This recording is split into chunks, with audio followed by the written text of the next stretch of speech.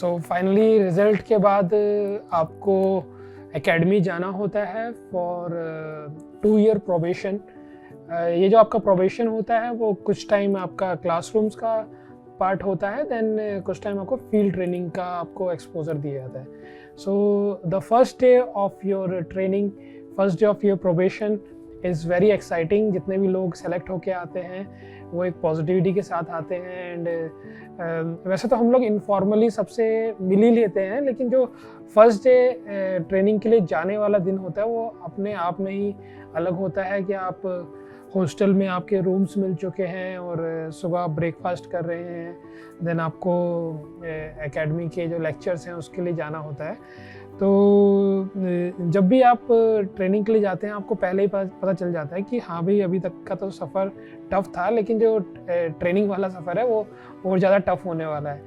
क्योंकि जो बाहर से दिखता है कि आपको एक बार सिलेक्शन हो गया so it is going to be a easy life, ऐसा नहीं होता है। मॉर्निंग में आपको सुबह 6 से 7 बजे उठना पड़ता है, then you go for exercise and then maths का टाइम एक रेगुलर टाइम होता है 8 बजे से लेके 9 बजे तक। देन उसके बाद आपके लेक्चर्स 10 बजे से स्टार्ट हो जाते हैं, नॉन स्टॉप लेक्चर्स चलेंगे एंड शाम को 4 से 5 बजे के बीच में आप फ्री होते हैं।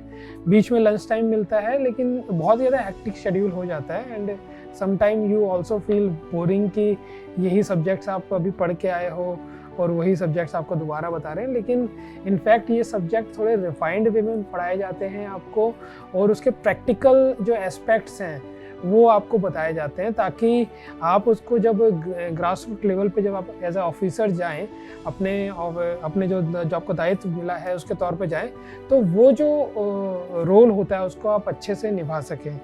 सो फर्स्ट डे बहुत एक्साइटिंग होता है। फर्स्ट डे आपको प्लेज भी दिलाई जाती है कि आपको ऑनेस्टी की प्लेज आपको फॉलो करनी है, कॉन्स्टिट्यूशन की शपथ लेनी होती है। देन उसके बाद जो एकेडमी के हेड होते हैं वो आपको गाइड करते हैं कि आपका जो ओवरऑल कैरियर है उसमें आपको किस तरह से रहना है, क्या क्या एथिक्स को आपको फॉलो करना है। देन उसके बाद आपके रेगुलर सेशंस जो होते हैं वो स्टार्ट हो जाते हैं, और रेगुलर सेशंस में जनरली एकेडमिक्स के प्रोफेसर्स आते हैं डिफरेंट फील्ड से। कोई पॉलिटिकल साइंस से आता है, कोई पब्लिक एडमिनिस्ट्रेशन से आता है, कोई लीगल एक्सपर्ट आते हैं, देन प्रैक्टिकल एक्सपर्ट्स भी आते हैं जो कि ऑलरेडी वर्किंग ब्यूरोक्रेट्स हैं अलग अलग डिपार्टमेंट्स में, वो आते हैं। आपके सीनियर्स आते हैं आपसे मिलने के लिए, इंटरेक्ट करते हैं, आपको आपके जो क्वेरीज होती हैं उसको रिजॉल्व करते हैं।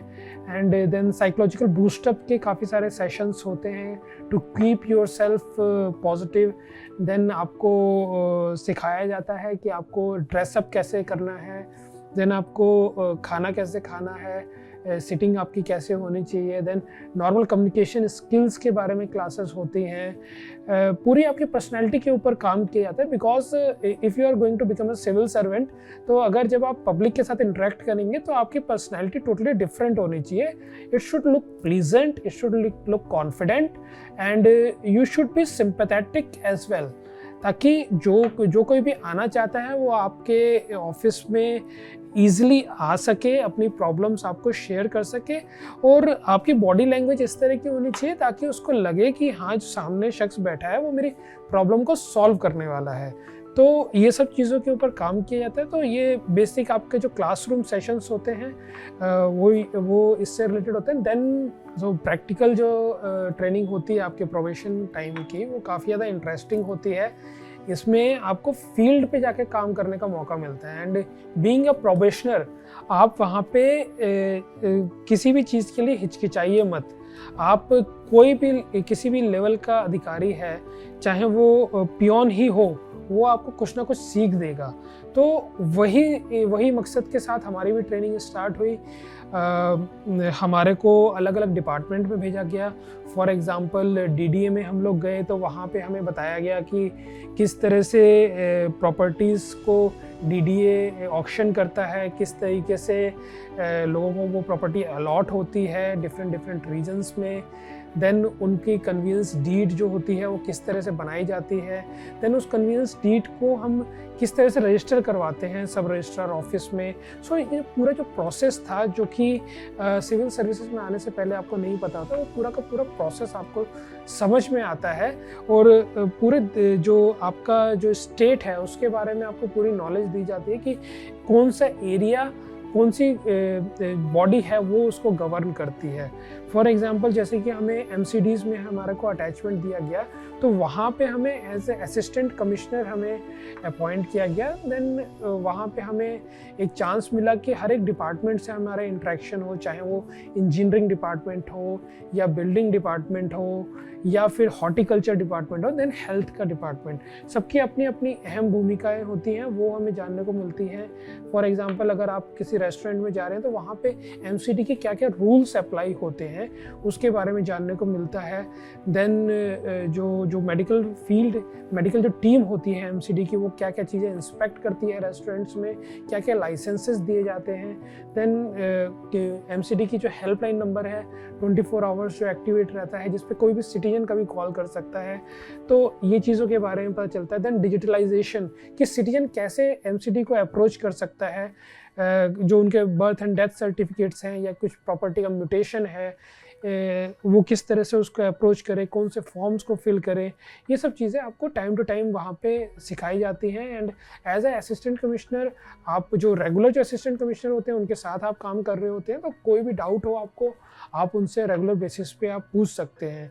सिमिलरली आपका सोशल वेलफेयर डिपार्टमेंट में आपका अटैचमेंट होता है, तो सोशल वेलफेयर डिपार्टमेंट में जो गवर्नमेंट की स्कीम्स हैं, फॉर एग्ज़ाम्पल विडो पेंशन से किस तरह से मिलती हैं या सीनियर सिटीजन्स जो हैं उनको पेंशन्स कैसे मिलती है और क्या फॉर्म्स आपको अप्लाई करने होते हैं कि किस किस एरिया में आप जाके अप्लाई कर सकते हैं। तो ये सब चीज़ें ग्रास रूट लेवल की चीज़ें आपको पता चलती हैं, क्योंकि फाइनली जब आप सीट पे बैठेंगे तो आपको पता होना चाहिए कि अगर कोई सीनियर सिटीजन आ रहा है, उसको आपको पेंशन दिलानी है, तो कौन से डिपार्टमेंट में जाएगा और उसका प्रोसेस क्या होगा।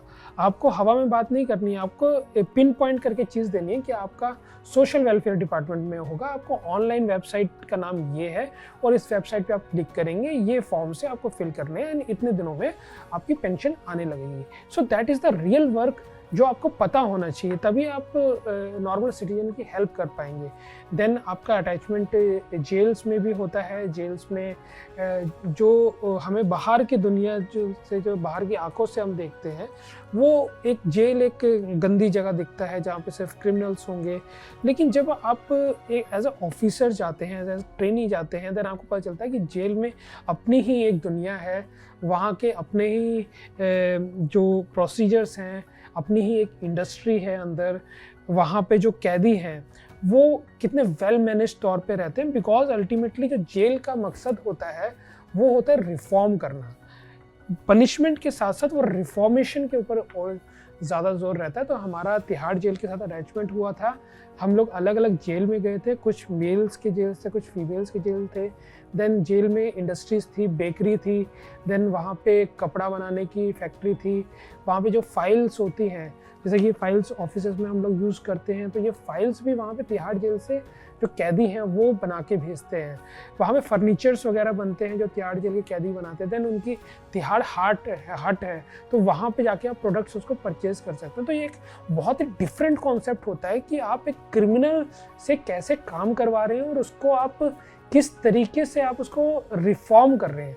सो ये बहुत इंपॉर्टेंट एस्पेक्ट होता है, because as a civil servant you have to reform the society besides punishment. Punishment should be secondary thing, but the main thing should be to reform the society, ताकि it should be sustainable. तो ये काफ़ी ज़्यादा interesting हमारा experience रहा Tihar jail में. Then हमारा attachment power department से हुआ कि बिजली कैसे बनती है, किस तरह से ट्रांसमिट होती है और आपके घर तक कैसे पहुंचती है.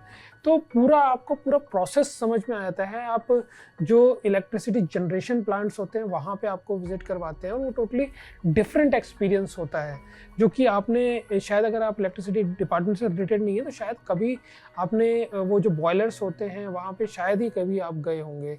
वहाँ पे जाना, वो जो पूरे मॉनिटर्स होते हैं, बड़े बड़े मॉनिटर्स, पूरे दिल्ली की बिजली को रिकॉर्ड करना कि किस टाइम पे डिमांड ज़्यादा आ रही है, किस टाइम पे हमारी सप्लाई ज़्यादा आ रही है, कौन से एरिया से शट डाउन करना है, कहाँ से बिजली को काट के दूसरे एरिया में शिफ्ट करना है, क्योंकि जो ट्रांसमिशन होता है, प्रोडक्शन होता है, वो लिमिटेड रहता है और उसको ही आपको मैनेज करना। तो ये सब चीज़ें बहुत ही निटी-ग्रिटी से करी जाती हैं और ये चीज़ों की समझ आना आपको बहुत ही ज़्यादा ज़रूरी होता है। देन आपका हेल्थ केयर डिपार्टमेंट के साथ अटैचमेंट होता है वहाँ पे। हमारा क्योंकि कोविड टाइम में भी हमारा अटैचमेंट रहा था, तो हॉस्पिटल में किस तरह से हम लोग पेशेंट्स का जो मैनेजमेंट है, देन ऑक्सीजन सप्लाई का मैनेजमेंट, जब कोविड का डिज़ास्टर हुआ था उस टाइम पे ऑक्सीजन सप्लाई की काफ़ी क्राइसिस आ गई थी, तो उसको हमने मैनेज करना सीखा कि ऑक्सीजन के जो टैंकर्स थे वो कैसे सिक्योरली दूसरे स्टेट से हम लोग अपने स्टेट में ला सकें और उसको हॉस्पिटल तक पहुंचाना, और जो ब्लैक मार्केटिंग होती थी ऑक्सीजन की उसको किस तरह से रोकना, कौन कौन सी एजेंसीज होती हैं, ऑक्सीजन सप्लाई के क्या रूल्स होते हैं, मैनीफोल्ड क्या होता है, तो ये सब चीज़ें आपको जानने को मिलती हैं जो आपको प्रैक्टिकल तौर पे काफ़ी ज़्यादा हेल्पफुल रहती हैं। देन रिवेन्यू अटैचमेंट में आपको काफ़ी इंटरेस्टिंग रहता है रिवेन्यू अटैचमेंट, क्योंकि उसमें आपको डिफरेंट चार्जेस मिलते हैं। जैसे कि आपको स्टार्टिंग में आपको पटवारी क्वानंगो के साथ आपको कुछ टाइम के लिए बैठाया जाता है ताकि आप जो लैंड का जो बेसिक मेजरमेंट है, खसरा खतौनी, उसके बारे में आप जान सकें कि जो लैंड होती है वो डिवाइडेड कैसे है, और जो पुराने टाइम से जो रिकॉर्ड्स, लैंड रिकॉर्ड्स चलते आ रहे हैं वो एक्चुअली में दिखते कहते हैं, सिजरा होता है, वो पुराने रिकॉर्ड्स होते हैं, पूरे प्लॉट्स को डिवाइड किया रखा होता है। और पटवारी क्वानंगो क्या काम होता है, देन तहसीलदार का क्या काम होता है, वहाँ पे SC ST के सर्टिफिकेट्स, OBC के सर्टिफिकेट्स, इनकम के सर्टिफिकेट्स बनवाए जाते हैं, और what is the whole procedure for making these certificates. और एक टाइमलाइन होती है 15 डेज़ की जिसमें आपको देना होता है सर्टिफिकेट। एंड देन आपकी परफॉर्मेंस जो होती है वो डेस्कटॉप पे आपको पूरी शो होती है कि इतने सर्टिफिकेट्स आपके टाइमली डिलीवर हुए हैं, इतने सर्टिफिकेट्स आपके लेट डिलीवर हुए हैं। सो जब आपको ये अपने आंखों के सामने विजुअलाइजेशन होता है तब आप एक स्ट्रैटेजी बना सकते हैं कि मेरे को ये टाइम को रिड्यूस करना है, क्योंकि बेसिकली जिस सिटीजन ने अगर OBC के सर्टिफिकेट के लिए अप्लाई किया तो भाई उसे टाइमली भी तो मिलना चाहिए वो सर्टिफिकेट। अगर उसे 1 महीना 2 महीने में मिल रहा है तो उसका कोई लॉजिक नहीं है। सो वहाँ पे आपका एक्चुअल रोल आता है कि मैनुअल वर्क से ज़्यादा जाके आपको अपनी इंटेलिजेंस को यूज़ करना और इनोवेटिव तौर पे रिकॉर्ड्स को मेंटेन करना है। देन काफ़ी सारे सर्टिफिकेट्स आपके पास वेरिफिकेशन के आते हैं, जैसे कि शेड्यूल कास्ट का सर्टिफिकेट आपके पास वेरिफिकेशन का आएगा। कुछ सर्टिफिकेट्स तो ऑनलाइन आप वेरीफाई कर सकते हैं, कुछ सर्टिफिकेट्स होते हैं जो कि आपके स्टेट से बाहर के होते हैं, देन आप उनकी वेबसाइट पे देखें, या फिर उनके स्टेट में जो तहसीलदार हैं या फिर SDM हैं उनको आपको लेटर लिखना होता है और वो आपको वेरीफाई करके देते हैं। देन कुछ ऐसे सर्टिफिकेट्स होते हैं जिनका डिजिटल रिकॉर्ड नहीं होता है एंड उनके हार्ड बुक्स आपको मिल जाएंगी जो तहसीलदार ऑफिसेस हैं। कई बार क्या होता है तहसीलदार के ऑफिसेस डिवाइड हो जाते हैं, तो हमें एक तहसीलदार ऑफिस से दूसरे तहसीलदार ऑफिस में सर्टिफिकेट के लिए भेजना पड़ता है। देन कई बार आपको ग्रास रूट लेवल पे जाके चेक भी करना पड़ता है कि वाकई में जिस कम्युनिटी को आप सर्टिफिकेट इशू कर रहे हैं वो वाकई में जेन्युइन है कि नहीं है। देन आपको SDM का चार्ज भी आपको प्रोबेशन के टाइम पे दिया जाता है, वेयर आपको इंडिपेंडेंट चार्ज दिया जाएगा जहाँ पे आप रेगुलर बेसिस पे जो भी लोग हैं उनके साथ इंटरेक्ट करेंगे, RWS के साथ इंटरेक्ट करेंगे, पुलिस के साथ मीटिंग्स करेंगे, जो लीगल टीम है, DLSA की टीम होती है लीगल सर्विसेज एड्स की, उनके साथ आप इंटरेक्ट करेंगे। देन रेगुलर बेसिस पे आप सेशंस करवाते हैं। So all these are very interesting. तो इतना कुछ तो होता ही है जो कि आपको एक्सपीरियंस गेन करवाता है।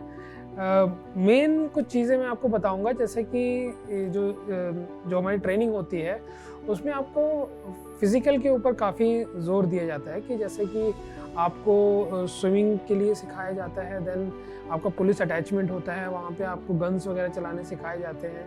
देन जो आपकी एकेडमी होती है वहाँ पे स्पोर्ट्स के भी काफ़ी सारे इक्विपमेंट्स होते हैं। वहाँ पे जब भी हमारे पास फ्री टाइम होता है उस टाइम पे हमारे जितने भी कैंडिडेट्स हैं हॉस्टल में, वो सब इकट्ठे होते हैं और गेम्स को प्ले करते हैं। देन मेस के लिए कमेटी होती है जिसमें आप में से कोई या तो वॉलंटियर करे या फिर इलेक्शंस के तौर पे आपको चूज़ किया जाता है कि वो उसके मेस के मेन्यू को डिसाइड करेगा। And such kind of things are quite challenging, क्योंकि आपको सभी की जो टेस्ट होता है, सभी की जो डिमांड होती है उसको लेके चलना होता है। सो वो जो चीज़ होती है वो एक टीम बिल्डिंग का आपको काफ़ी हद तक आपके अंदर डेवलप करती है। Then there are certain festivals जहाँ पे आप एक साथ मिलते हैं एंड अपने अपने जो रीजन के ड्रेसेस होती हैं उसको पहनते हैं। देन एनवायरनमेंट डे आप सेलिब्रेट करते हैं, उसमें पेड़ लगाते हैं आप। तो इस तरह की चीज़ें होती हैं जहाँ पे आप मिलते हैं और आपके अंदर जो टैलेंट होता है उसको बाहर निकालते हैं। और इनफैक्ट ये चीज़ें यहीं नहीं रुकती हैं। अगर आपको स्पोर्ट्स में इंटरेस्ट है तो आपके क्रिकेट टीम में आप पार्टिसिपेट कर सकते हैं। देन आपके जो सीनियर बैचेस हैं और जूनियर बैच हैं उनके बीच में कई बार मैचेस होते हैं, तो उसमें अलग ही इंटरेस्टिंग चीज़ें होती हैं। वो ट्रेनिंग के टाइम पे आपको एक सबसे अच्छा एक्सपोजर और मिलता है कि आपको एज अ ग्रुप आपको हिस्टोरिकल प्लेसेस पे आपको भेजा जाता है। तो वहाँ पे एज अ ग्रुप जब आप जाते हैं तो नई नई चीज़ों को आप बहुत अच्छे से डीपली जाके आप उनको एनालाइज करते हैं, तो वो एक बहुत ही अलग एक्सपीरियंस होता है। एक एक्सपीरियंस मैं आपको और बताना चाहूँगा, वो होता है ट्रैकिंग का। तो ट्रैकिंग पार्ट जो होता है बहुत ही ज़्यादा इंटरेस्टिंग होता है। जो सिविल सर्विस एस्पिरेंट होते हैं वो ट्रैकिंग बहुत ही ज़्यादा पसंद करते हैं और एक ड्रीम होता है कि ट्रैकिंग पे जाएंगे। तो ये हमारा 10 से 11 दिन का ट्रैकिंग का टाइम होता है और उसमें कैंप्स में आप रहते हैं। आपको जो हिल एरियाज़ हैं वहाँ पे स्टिक के साथ आपको भेज दिया जाता है, आपको चढ़ना होता है। और एज अ ग्रुप आप काफ़ी ज़्यादा नेचर के क्लोज रहते हैं और उस चीज़ को आप महसूस बहुत अच्छा करते हैं कि नेचर के क्लोज रह के अपनी जो एंड्योरेंस पावर है उसको कैसे और इम्प्रूव किया जाए, और जो लग्जरी लाइफ होती है उससे हट के डिटैच होके कैसे वो ट्रैकिंग के जो कुछ दिन होते हैं उसको आप गुजारते हैं। तो ये सब चीज़ें, चाहे वो ट्रैकिंग हो या कल्चरल एक्टिविटीज़ हो या स्विमिंग हो या क्रिकेट हो या मेस में जो आपके मेस कमेटी के मेंबर्स आप बनते हैं, ये सब चीज़ें हो, तो ये आप में एक टीम बिल्डिंग, टीम स्पिरिट को डेवलप करती है और आप कैसे सब लोगों को एक साथ लेके चलते हैं इसके ऊपर फोकस करती हैं। देन ये जो चीज़ें आप सिर्फ वहीं तक सीमित नहीं रखते हैं कि आपकी 2 साल का आपका प्रोबेशन हो गया फिर आप वो चीज़ें भूल गए। ये चीज़ें आपके कल्चर में आ जाती हैं, आपके डे टू डे रूटीन में आ जाती हैं ये चीज़ें, और ये आपको जो अगले जो आपके सिविल सर्विसेज के जो साल हैं, 20 से 30 साल की जो आपकी जर्नी आगे होने वाली है उसके लिए आपको तैयार करते हैं, क्योंकि इसी बेस की बेसिस पे आप आगे के जो 30 साल हैं उसको आप गुजारने वाले हैं। तो this is the importance of this training. तो मैं आप सबको यही चीज़ कहना चाहूँगा कि जो हमारी प्रिपरेशन के बाद, सिलेक्शन के बाद का जो टाइम है वो काफ़ी इंटरेस्टिंग होता है, काफ़ी लर्निंग एक्सपीरियंस होता है। और मैं चाहूँगा कि आप भी एकेडमी ज्वाइन करें, आप भी सेलेक्ट हों जल्दी और अपने ड्रीम को अचीव करें। एंड आई विश कि जिस तरह से मैं आज ऑफिसर ऑन ड्यूटी पे अपनी टॉक दे रहा हूँ वैसे आपको भी मैं एक दिन बैठ के देखना चाहूँगा।